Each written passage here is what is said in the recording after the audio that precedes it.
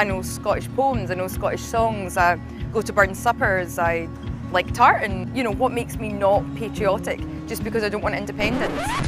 In the run-up to the Scottish independence referendum in 2014, you're going to hear a lot of nonsense on both sides of the debate. You're going to see a lot of misinformation, a lot of fear-mongering and a lot of mudslung. You're going to get bombarded from both sides with statistics and numbers and bluster, and after a while you might start to find the whole thing a little bit wearing. Hey, maybe you're already sick of it. The problem is, though, that no matter how confusing or how boring it gets, it doesn't really change the fact that it's important. Actually, it's really important, and it'll likely be the most important decision you or I are going to make in our entire lifetime. So, how on earth are we supposed to know what's true and what's not? Well, it's funny you should ask that. Buckle up, people, this won't take long. It's very much the best of the best, the creme de la creme. Time wasters need not apply for the top 10 unionist myths debunked. At 10, it's one of the most dramatic arguments in the book, and one which at first glance seems almost entirely plausible. Have your documents at the ready, folks, for border controls between Scotland and England. I don't want my kids, when they cross into Scotland, to have to carry a passport. The No campaign would have us believe that this is an inevitability, but it's most definitely not. There are currently no passport controls between the UK and the Channel Islands and the Isle of Man, which are not only outside the UK, they're not even part of the EU. Which brings us neatly onto number 9. This one was vying for the top spot for a while, before No campaigners started to go suspiciously quiet about it recently.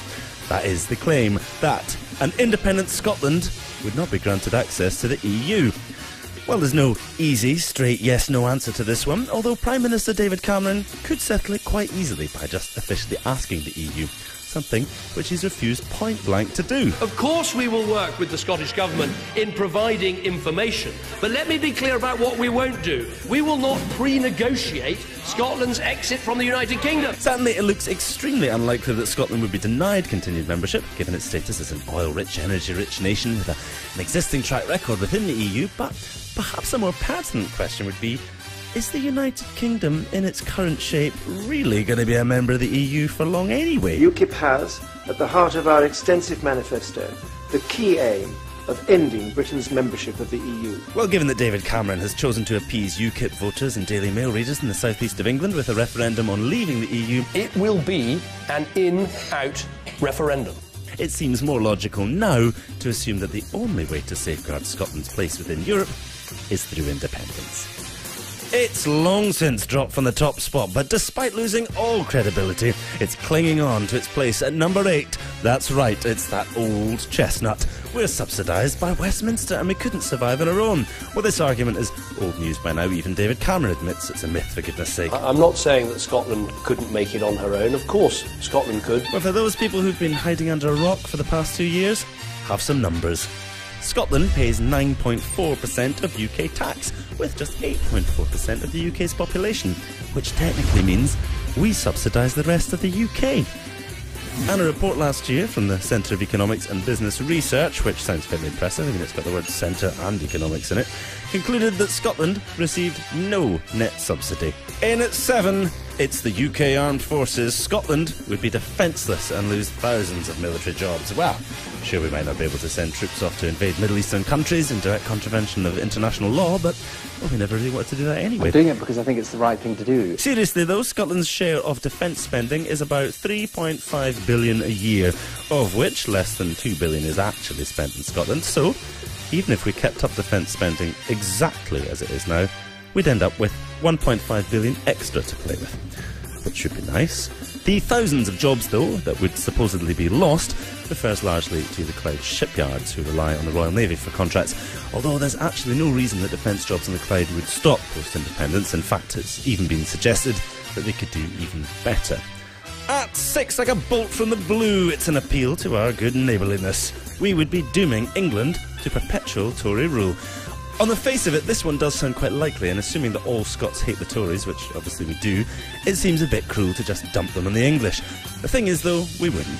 The idea that Scotland has any influence whatsoever over Westminster elections is a bit of a myth. Let's take a look. The 1945 Labour government, without Scotland's votes, would still have been Labour.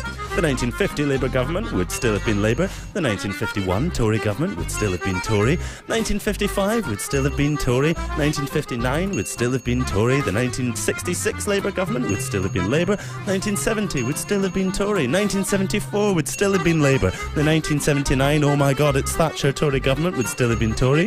1983 would still have been Tory. 1987 would still have been Tory. 1992 would still have been Tory. The 1997 landslide New Labour government would still have been New Labour.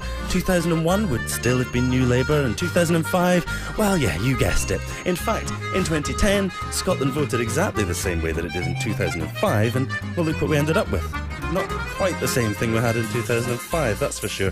I mean, look at it, it's got two heads this time. On to the home straight now, and in at number 5, it's all about Alex Salmond and the SNP. We have a majority SNP government in the Scottish Parliament.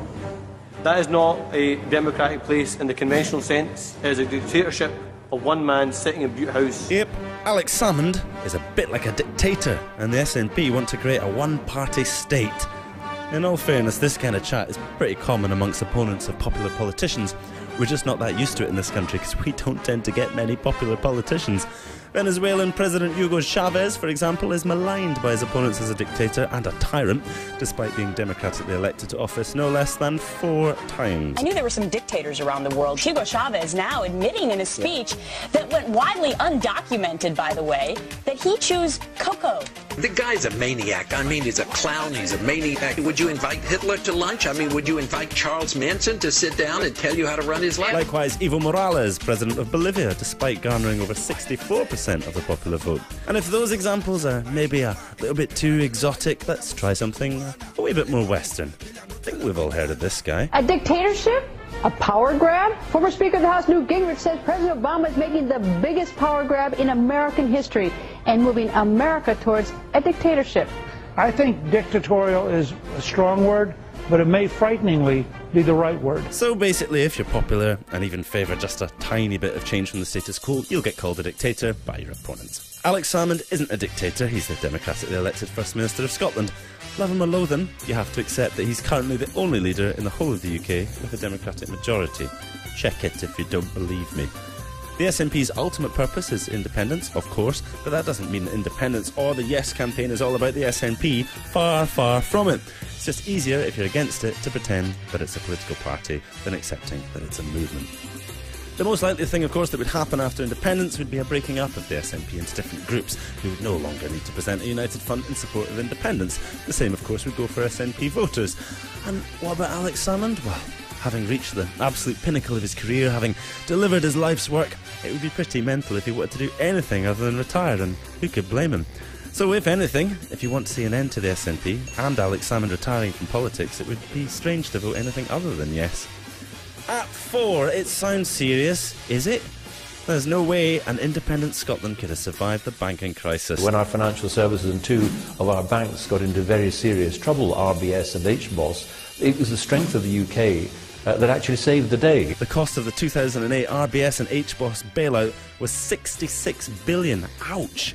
Scottish GDP in 2008 was only 145 billion. Oh, right. So of course we could have survived it. I say survive. Deal with it really easily would be more appropriate.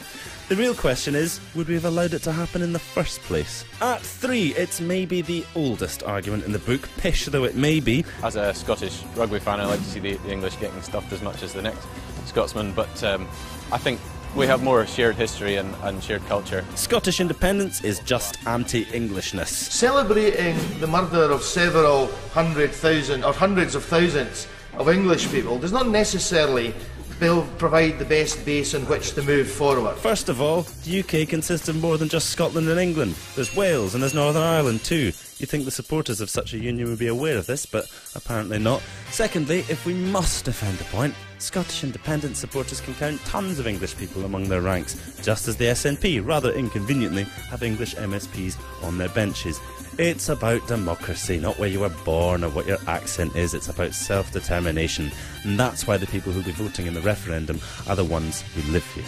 And who gives a hoot where they were born?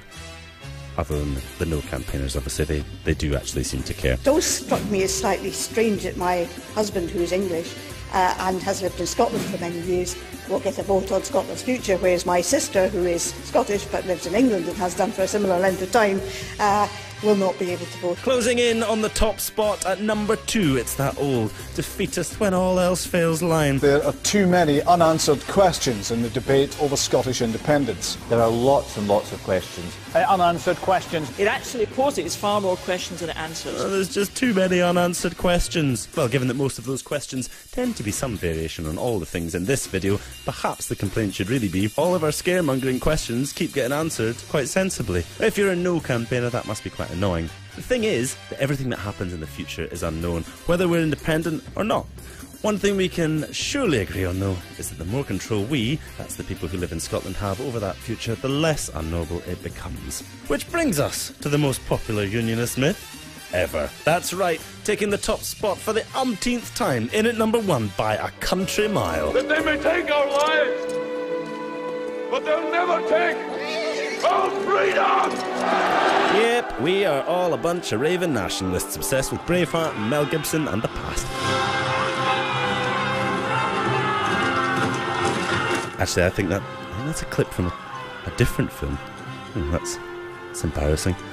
Ironically, though, when it comes to nationalism, flag-waving and patriotism, you need look no further than the No campaign. They never shut up about it. I'm Scottish and British. I'm proud to be Scottish. I'm very patriotic. What makes me not patriotic? Just because I don't want independence? I'm very patriotic, and it's because I'm patriotic that I don't want independence. If you like this video, please share it. Share it with a yes supporter, share it with a no supporter. It's fine, they're alright once you get to know them. Not Alistair Darling, obviously, he's weird, but some of them are alright. Like it, comment on it, watch it again. Most importantly, though, stay informed and vote yes in 2014.